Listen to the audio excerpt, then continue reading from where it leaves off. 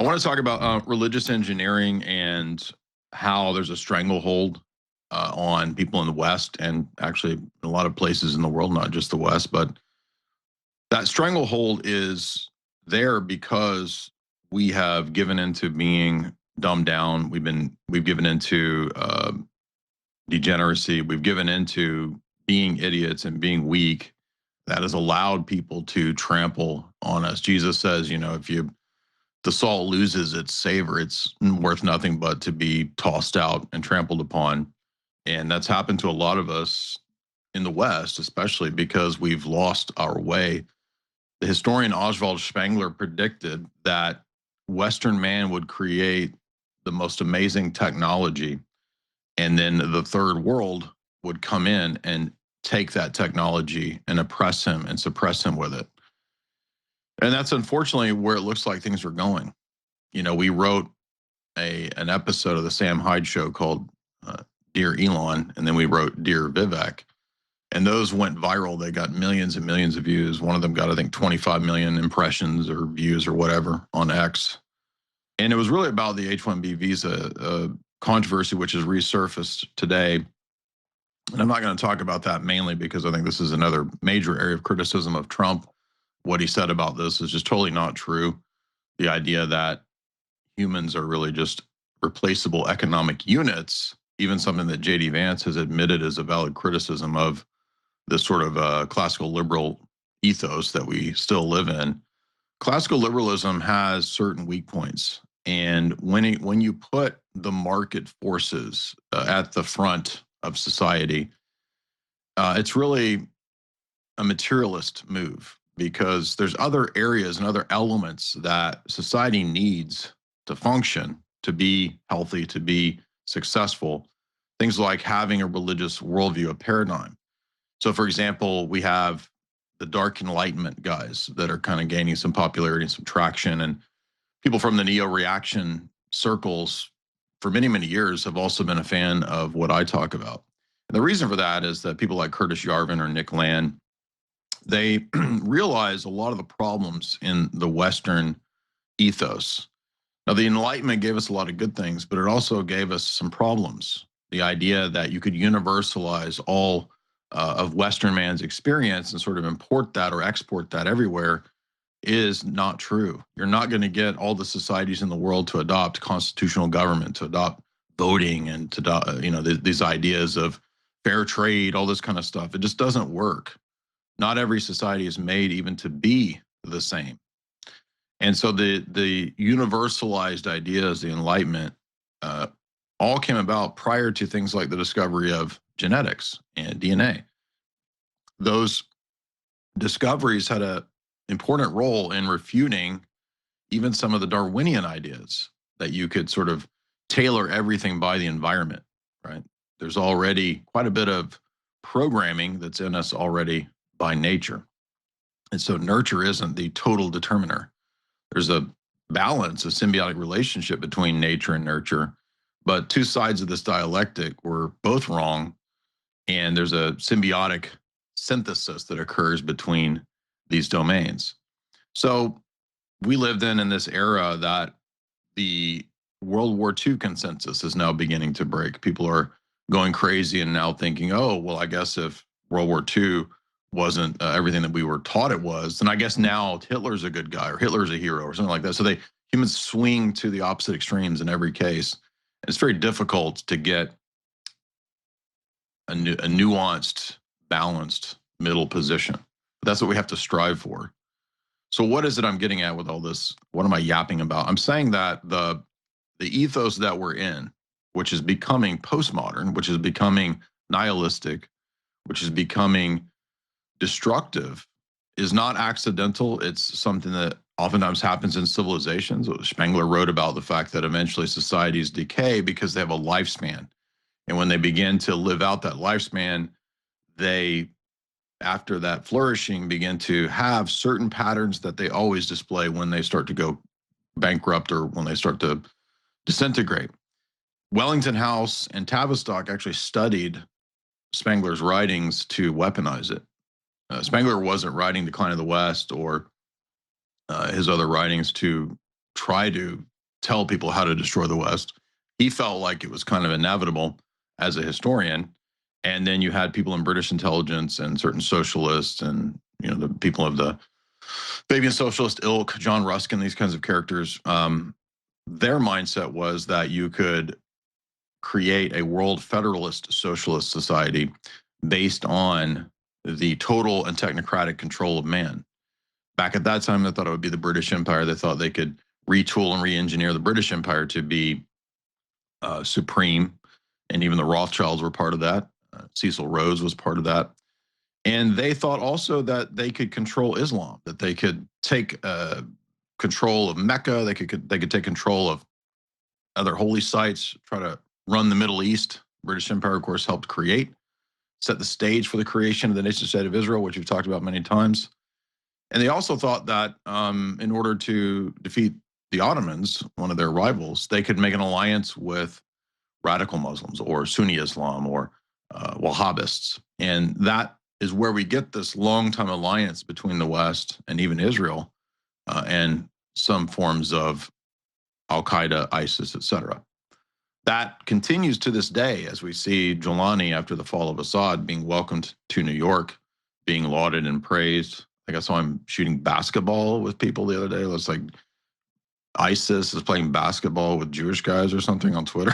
It doesn't make any sense, but it actually does make sense, because if you read Victor Ostrovsky's book, By Way of Deception, and his other book, The Other Side of Deception, in both of those texts, he'll talk about, yeah, of course, Mossad, of course, Israel has propped up radical Muslims that would be a destabilizing force in Syria and Lebanon, in Egypt, and against the PLO. So this is old news, long-time strategy.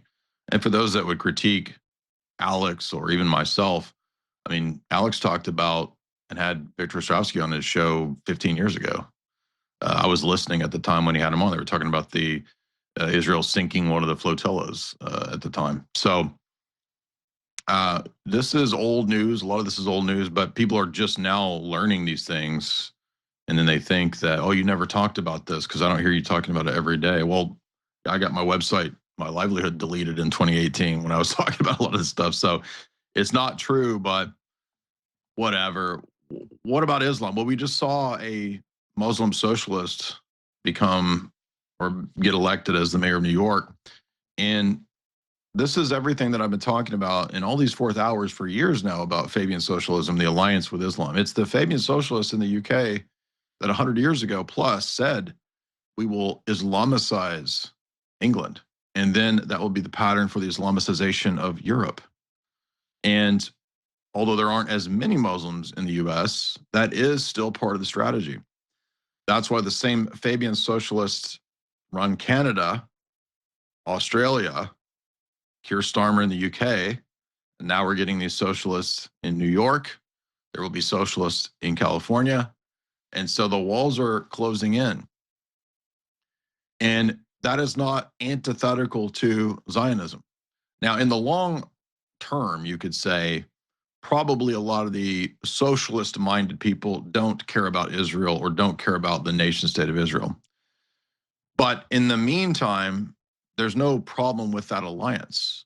I'm sure that Netanyahu, I'm sure that people in Israel, they don't care about Hamas or Palestinians being deported to America or being deported to Jordan or wherever. I'm sure they don't care. And as many people have noted, there are many rabbis who have called Islam the broom of Judaism or the broom of Israel. And so they don't have a problem with that. In fact, Count Kudnov-Kalergi says that Islam will help destroy Europe, and then we'll have one Mongol race. That's what he wrote in his book, Practical Idealism. It's not racist or mean to talk about what he said would be the plan. And in Carol Quigley's Anglo-American Establishment, he says that Lionel Curtis's plan and Practical Idealism from Kalergi, those plans were both presented to the British establishment, and they agreed that both plans had excellent techniques and strategies for the world order. So religion is a key tool of this system, and Islam is one of the best tools.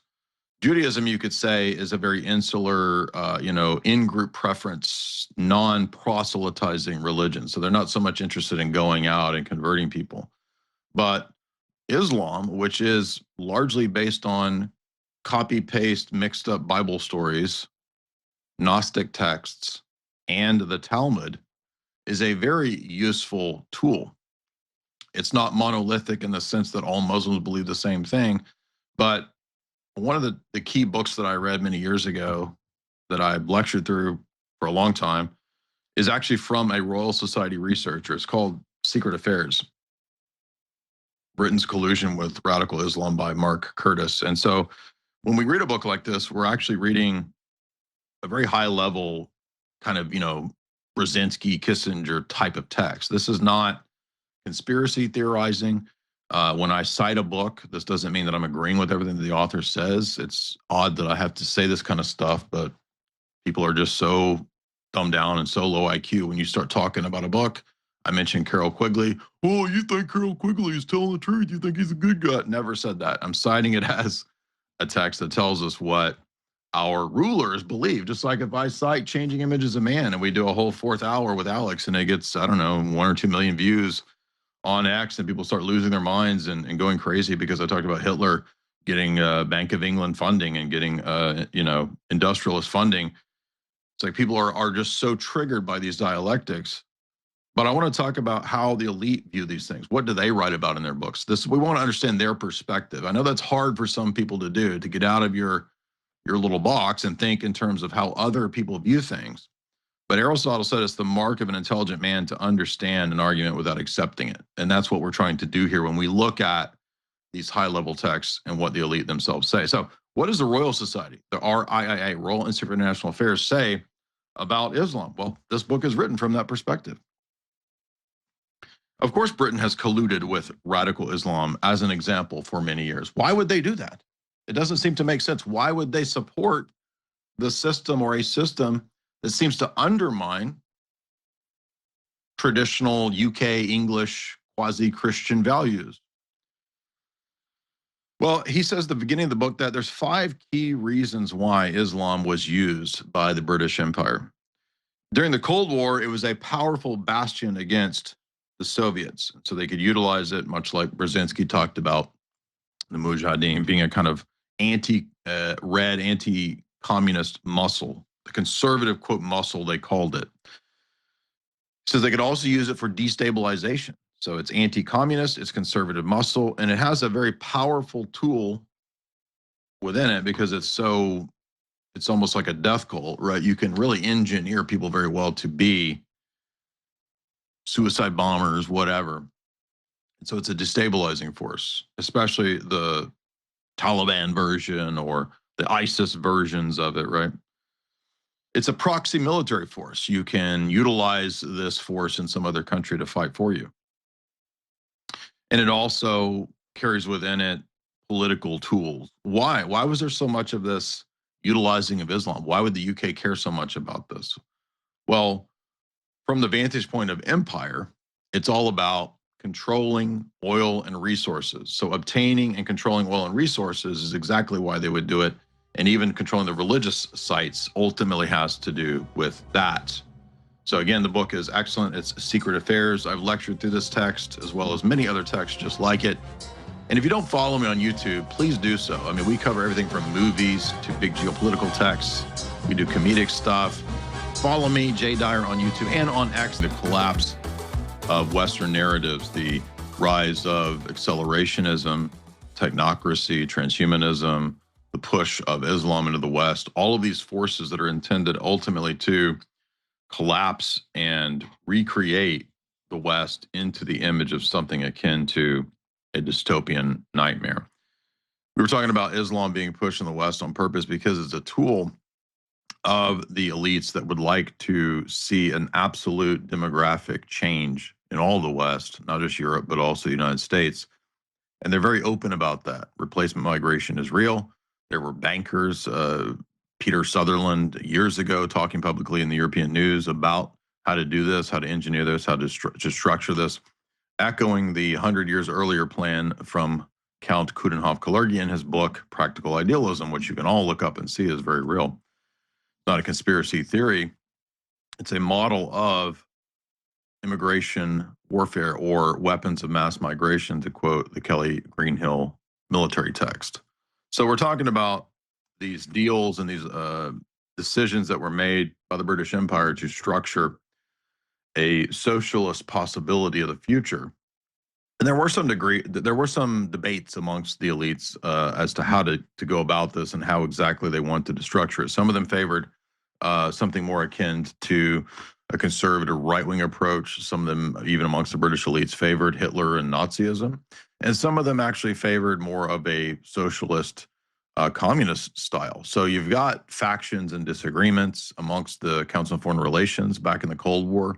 There were debates and disagreements. Some of them wanted a rapprochement with the Soviet Union. They wanted the third way, where you could synthesize capitalism and communism. Some of them wanted, amongst, I think, the dullists, they seemed to even like Hitler and his ideas. So there were people in America that supported fascism, Operation Paperclip, etc. There were people in the U.S. that supported Fabian socialism. You had Colonel Edwin Mandel House and President Wilson basically being socialist. You had, the vice president at that time was also socialist, FDR socialist. So America has had these same phases and experiments with socialism. And even though socialism always collapses, a lot of the Gen Z and younger millennials are convinced that capitalism has failed. And so now they want to experiment with socialism. And being dumbed down, being uneducated, they don't know that socialism is actually a tool of the money elite. They think that they're actually going to get a free lunch. They think that they're going to get a universal basic income. They think that technocracy is actually about fairness and actually about everybody getting a slice of the pie. And it's not. It's about enslavement. Ultimately, it is a satanic anti-human philosophy. If you remember in 1984, that's really the point that Orwell is making in that novel, is that Ingsoc is English Fabian socialism. It's also modeled on Stalinism, the two together, and it's a boot stamping on the face of man for all eternity. In Bill Joy's famous essay that Alex Jones always quotes, "The Future, Why the Future Doesn't Need Us," if you read the full essay, it's all about how the technocrats have already decided that it's a post-human future. That's what we're up against. That's where we're going. And so he says, I've had a crisis of conscience, you could say. I'm looking for some kind of an ethic. We need some kind of future ethic that will promote virtue. And he sort of speculates that maybe Buddhism or something like that. So, and I think he even makes reference to things like tragedy and hope. So it's an odd essay. It references a lot of things that you wouldn't expect, a lot of things that you hear me talk about or Alex talk about for many, many years. But he says that the danger is that the future is anti-human. The future is to replace man with some kind of silicon-based life form or something post-human.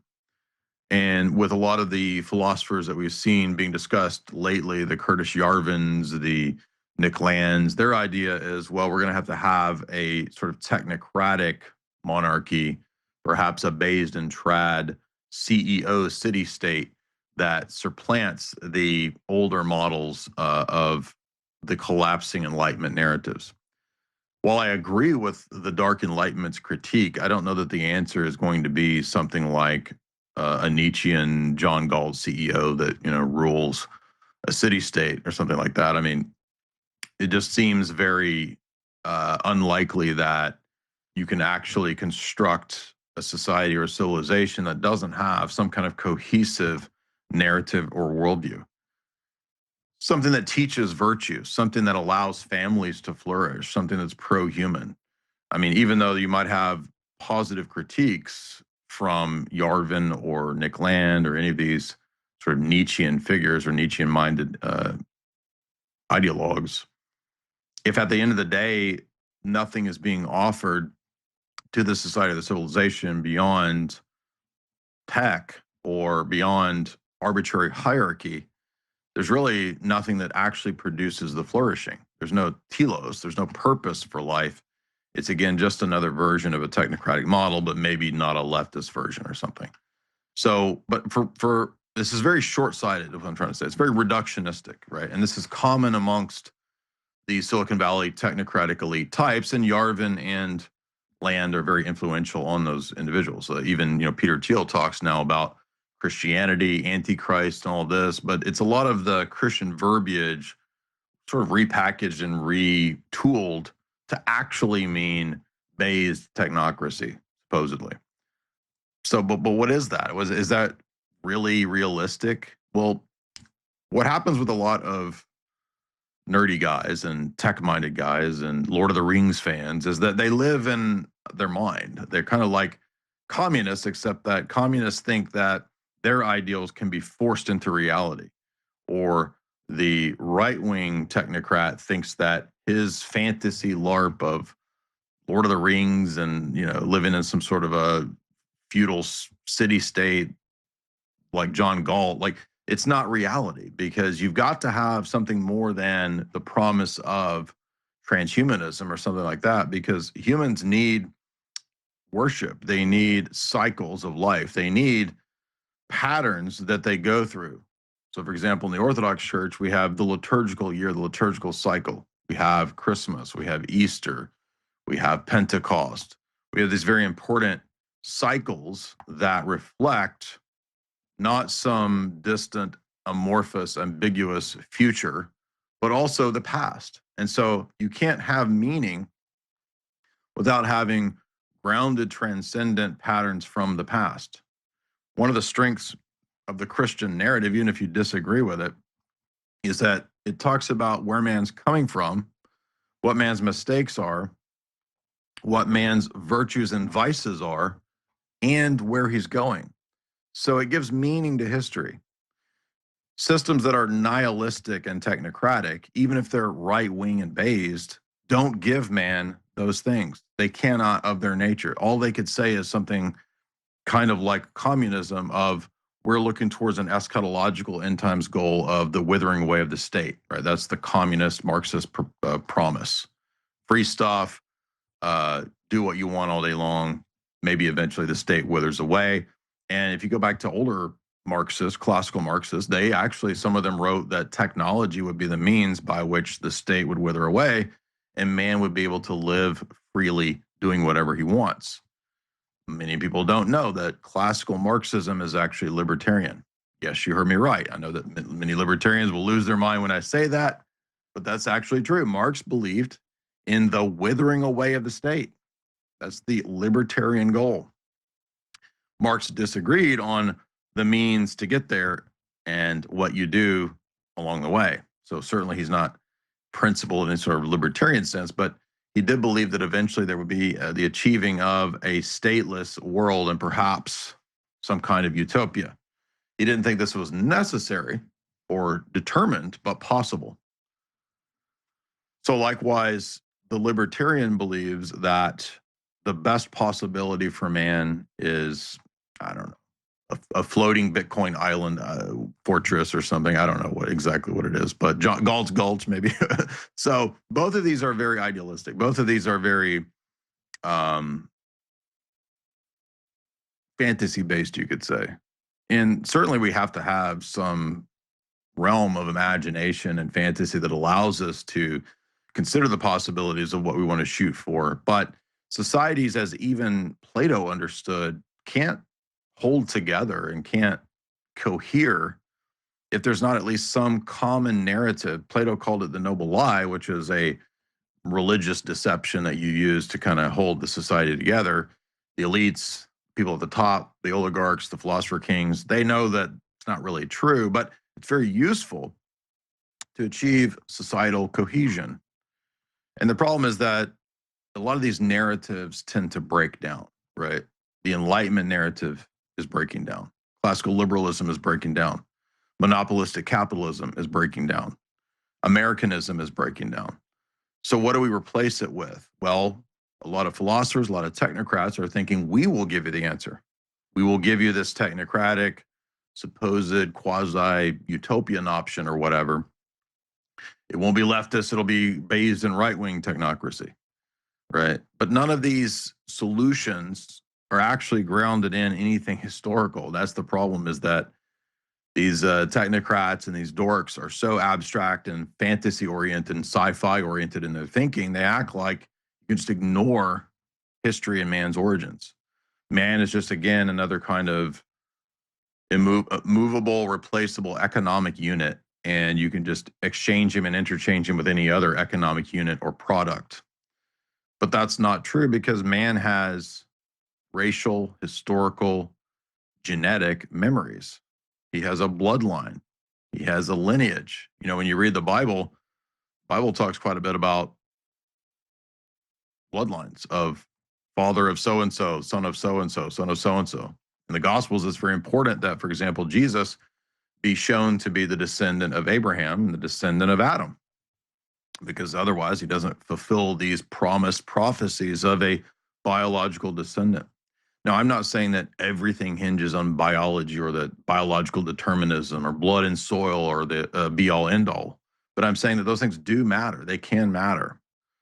And what most of us don't do is place things in hierarchies of importance.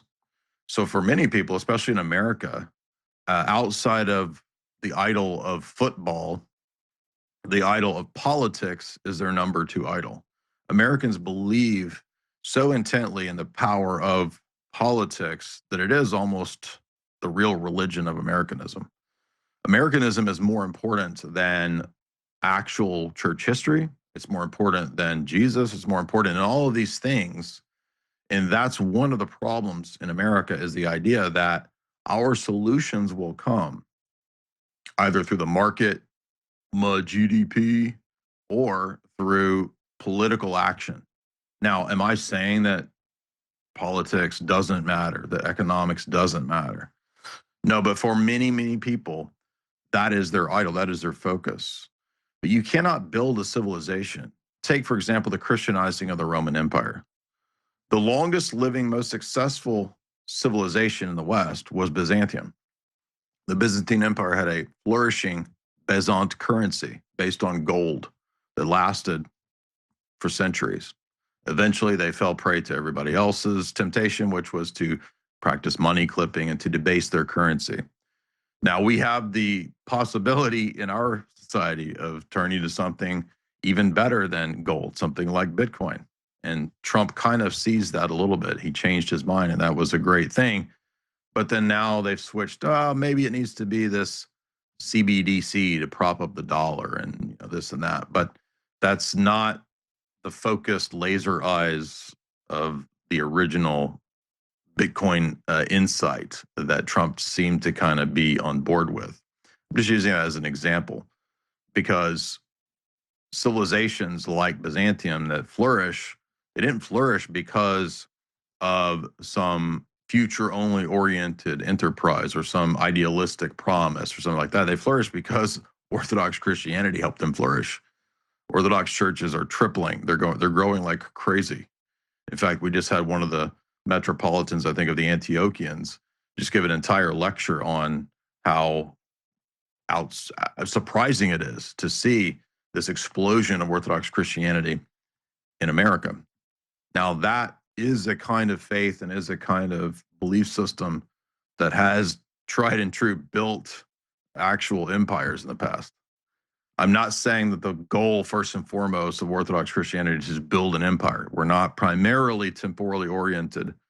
But the most important thing here is a hierarchy of importance, putting things in their proper order. And that's something that we don't hear about in modern discourse. Everything is either ors. You're either into Jesus or you're into politics. You're either into this or you're into that.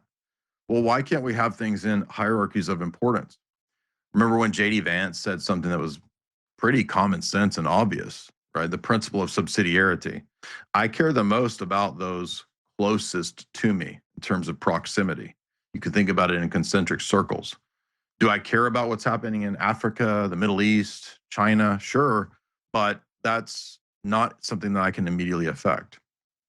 My immediate circles, my local county, city, etc. That's much more relevant and local. And so my love and attention and focus should first and foremost be on those people. Oh, well, I guess you hate all the people in China and you hate the people in Palestine. No, it's a degree of importance. It's a hierarchy of first and foremost, right? But everything is always cast in terms of these false either ors. Well, either you support what's happening in the Middle East and you talk about it every day, or you hate them. Well, what if I have priorities above that? What if Orthodox Christianity is the priority above the politics? Does that mean I don't care about politics? I hate politics. I hate people involved. No, it's just silly. It's just childish. In the discourse, the trolling, all this stuff that has emerged, by the way, by design. And if you remember, the NATO cognitive warfare documents talked about weaponizing trolling, that the emotional discourse that occurs on the internet actually causes people to become hypersensitive, reactionary, and put them into a state of going overboard. I'm not saying you can't post memes and be ridiculous. I do that all the time, but the discourse is becoming more and more toxic, more and more radical, more and more compartmentalized, in the sense of like people are choosing their sides. And I'm not saying that's necessarily a bad thing, because we're forced to this situation. We are probably going to see a kind of disintegration of the West and a kind of returning to like. People are going to decide that, okay, I'm not welcome in these, leftist cities. Maybe I need to stick to people who have the ideas and the ideology that I have. So people are, I think, going to start building communities around like-minded people. We're going to see people creating Christian villages, Christian societies, Christian communities. This is already beginning, where people are starting to, for example, create Orthodox Christian homesteads and villages with that kind of a mindset. And I'm sure other groups will do likewise. So this isn't necessarily a bad thing, but it's unfortunate, I guess, that we have to go into this kind of a situation. But the left, the establishment, they are forcing this. They are forcing people into these enclaves, and they're intentionally causing and creating this kind of radicalization. And it is what it is. It's not going to be stopped.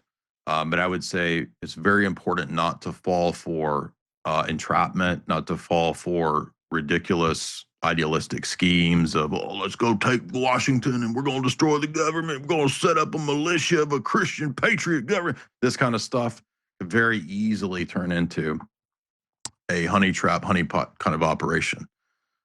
Before Charlottesville, I was telling the right-wing people to be careful. I wouldn't be directly involved in that. And lo and behold, that's what happened. I'm not saying it's wrong to protest. I'm just saying that these kinds of events are very easily coerced and seduced into being honey trap operations. And what do we know? Well, now J6 turns out, allegedly, we have this identified Capitol Police woman who's now been recruited allegedly into the CIA, they say. Again, backing up the countless federal operatives that were in the crowd. It's just everything constantly more and more looks like what we always thought, that this was a kind of a planned operation. I'm not blaming people that went. I'm not saying that you're bad if you went and protested. I'm saying that you have to understand that the system is not as stupid as they often portray themselves. They are very cunning, and they will utilize every trick in the book to try to destroy and take down the awakening and the emerging reaction against this insane socialist leftist cult that has taken over the West, that has a stranglehold on the West. And it's not just Jews and Zionism, although they do play a key role in this power structure. They wouldn't be able to do that if they didn't have all the support from very powerful, very numerous numbers of leftists and individuals in the West. So it's a combined effort of people who have horrible, evil worldviews working together, cross purposes, to bring down America, to bring down Western civilization, and to implement